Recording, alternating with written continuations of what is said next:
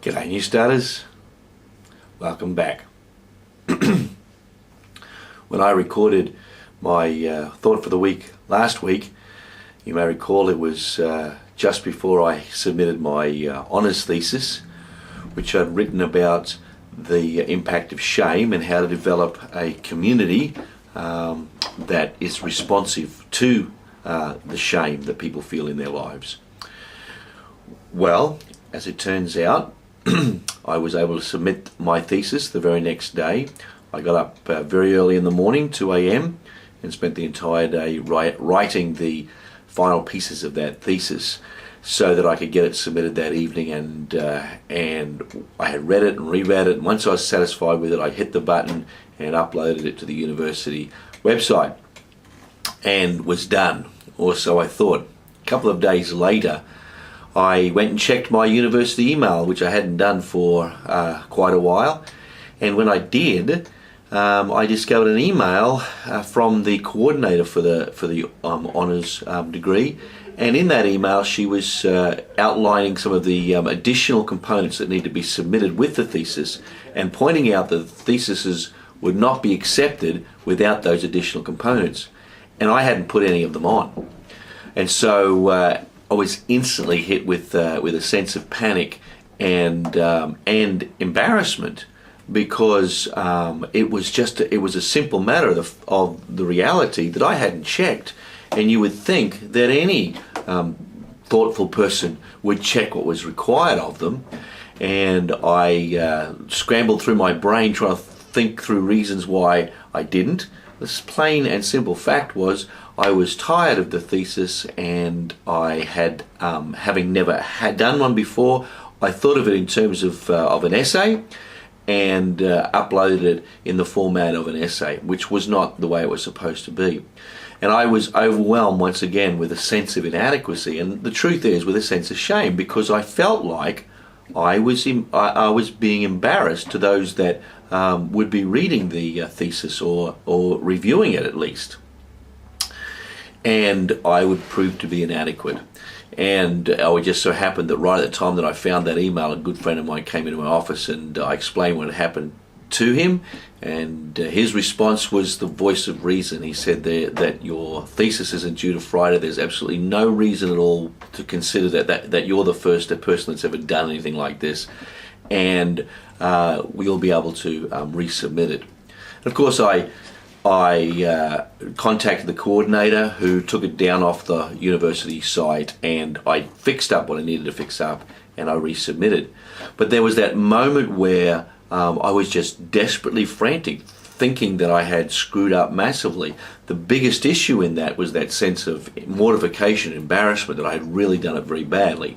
And that is shame. That is precisely what shame does. And I recognize those things within myself, and I'm actually quite vulnerable about them, because I've discovered that the only way to really deal with the impact of shame in your life is to be vulnerable and honest about the processes that you're working through.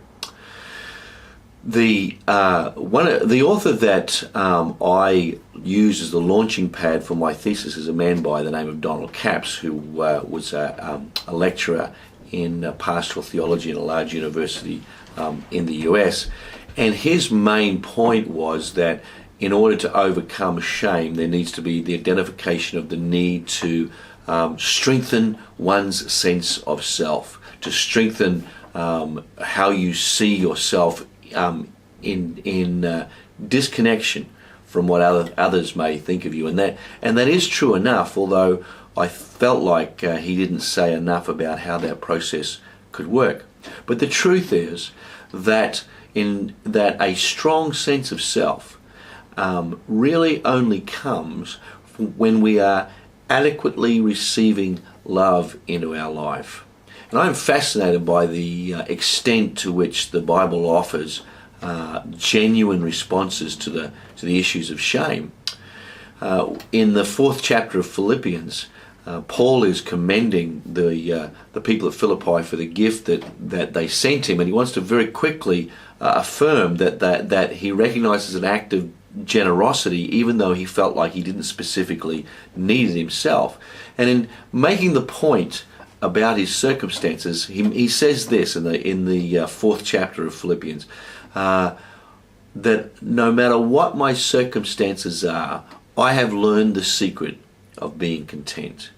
And then he goes on to say, whether it's richness or poverty, I've learned what it is to be content.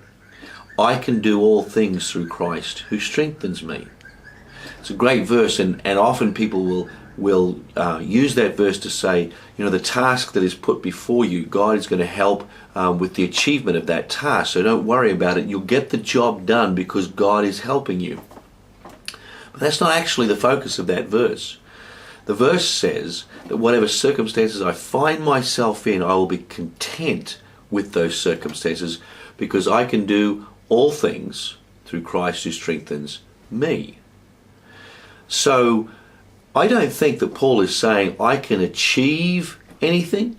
I think that he's saying I can journey through any circumstances. I can come to the other side with a sense of contentment because God is shaping me. He's changing myself. He's reshaping myself, the self that is the core of me, into someone that is reflective of him and his grace and his love. And he does that through love.